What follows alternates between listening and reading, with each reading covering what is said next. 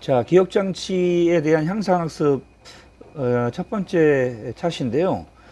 메인 메모리 모듈 설계에 대해서 설명을 좀 드리려고 해요. 자, 우리가 필요한 기억장치 용량이 있을 텐데요.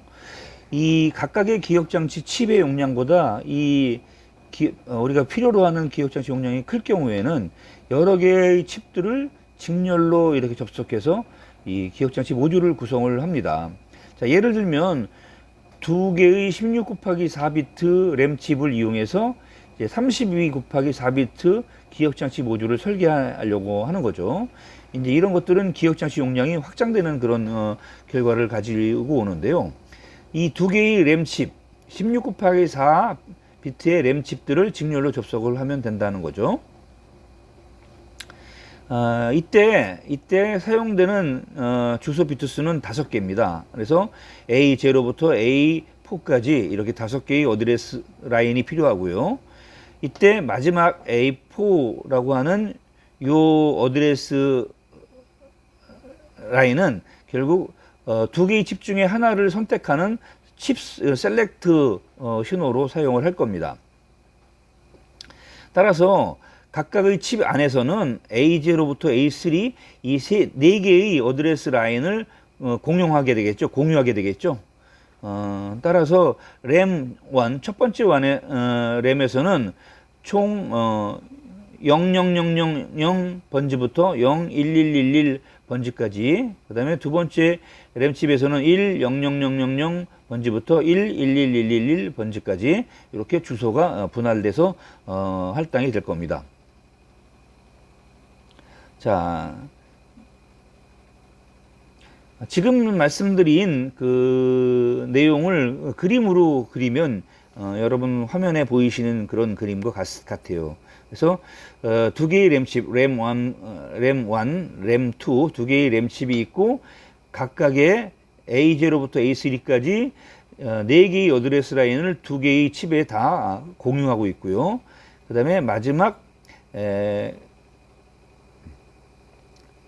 외부에 있는 A4라는 그런 어드레스 라인에서 발생한 신호가 칩 셀렉트 하는, 즉 CS라고 하는 그 단자의 반전 입력이죠.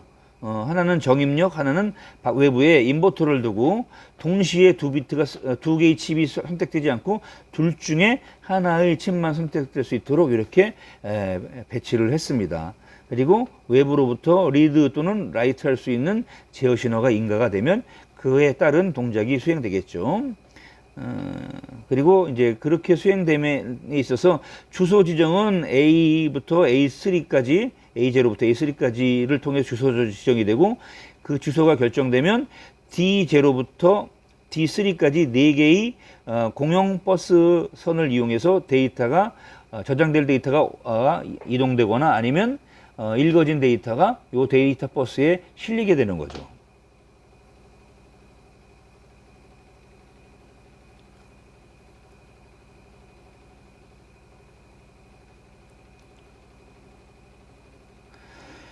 자, 그리고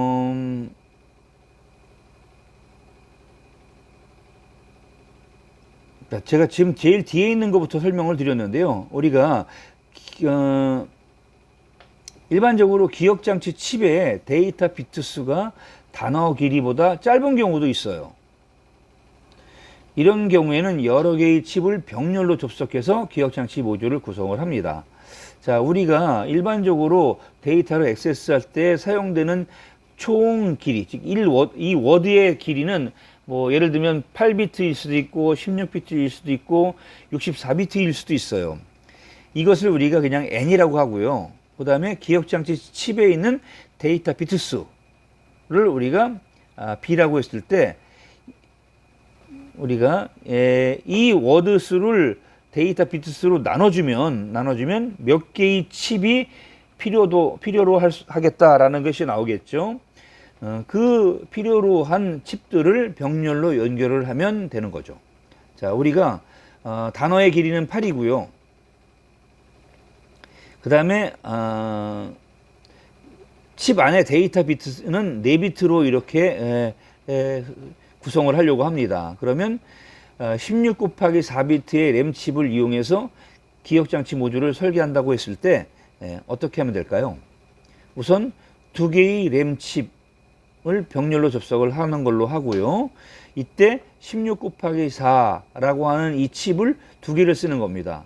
그러면 결국 어떻게 돼요? 16 곱하기 8비트로 구성되는 효과가 생기겠죠. 그래서 총 16개의 워드를 우리가 저장할 수 있게 되는 겁니다. 이때 1워드는 8비트로 구성되는 거죠.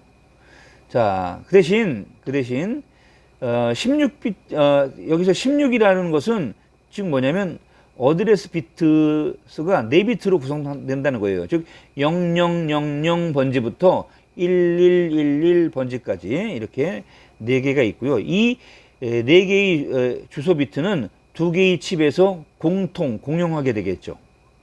그러면 어떤 때는 1번 칩, 어떤 때는 2번 칩, 둘 중에 하나를 골라야 되기 때문에 이때 외부로부터 칩을 선택할 수 있는 칩 셀렉트 신호를 공통으로 접속해서 적용을 하게 되겠죠. 자, 이와 같은 지금 설명드린 내용을 회로도로 그리면 여러분들 지금 화면에 보이시는 그런 내용이 되겠습니다. 자, 2개의 칩에서 선택된 내용들이 데이터 버스에 실려서, 데이터 버스는 8개입니다. 왜냐하면 1워드를 8비트로 정했기 때문에, 자, 이 8비트, 만약에 2개의 램칩의 데이터를 저장한다 했을 때는 어떻게 되냐면, 앞에 4비트, 즉 D0부터 D3까지 4비트는 칩 셀렉트 단자에 의해서 두 번째 램에 저장이 되고요. 그 다음에 D4부터 D7까지 4비트는 램 1, 첫 번째 램에 저장되겠죠. 만약에 기록해서 나갈 때는 반대로 램 1에서 결정된 그런 데이터들이, 저장되어 있는 데이터들이 데이터 버스에 실리고, 그 다음에 램 2에 있는 데이터들이 데이터 버스에 실려서 동시에 실리는 겁니다. 이때는 동시에 실려서 데이터가 나가겠죠. 그래서 여러분 그 그림에 램 1과 램 2 사이에 칩 셀렉트하는 그 단자가 어때요? 동시에 인가가 되죠? 둘 중에 하나가 반전돼서 선택되지 않고 동시에 인가되게 이렇게 구성을 하는 겁니다. 자, 그 다음에 기억장치 칩의 데이터 비트 수가 단어 길이보다 짧은 경우, 그러면 여러 개의 칩들을 병렬로 접속해서 기억장치 모듈을 구성을 한다고 앞에서 얘기했어요. 이때는 우리가 어드레스가 1K개만큼이고요. 그 다음에 데이터 버스는 8라인으로 구성되어 있는 그런 램칩을 이용을 하려고 그래요. 이걸 이용해서 1K 곱하기 32비트의 메인 메모리를 설계를 하려고 하는 겁니다.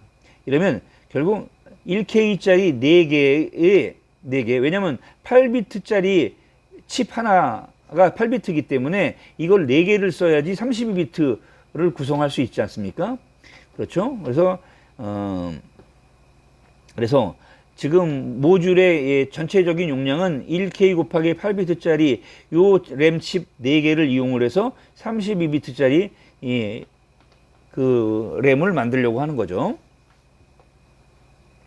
이때 1K라고 하는 어드레스를 발생시켜야 되기 때문에 1K면 몇 개냐면 2의 10승이에요. 즉 1024개의 어드레스가 나와야 돼요. 그러려면 전부 어드레스 버스를 구성하는 라인 수가 10개여야 한다는 얘기입니다. 이 10개의 어드레스 버스를 구성하는 라인들이 4개의 그 램칩에 공용되겠죠.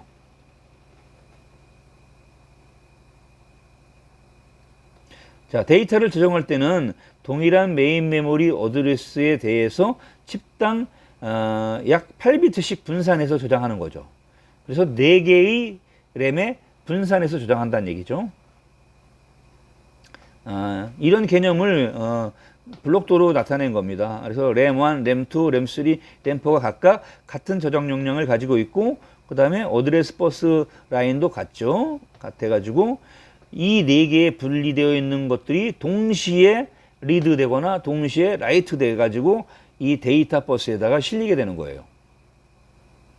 자, 이상으로 메인 메모리 모듈 설계에 대한 내용들을 정리를 해봤습니다.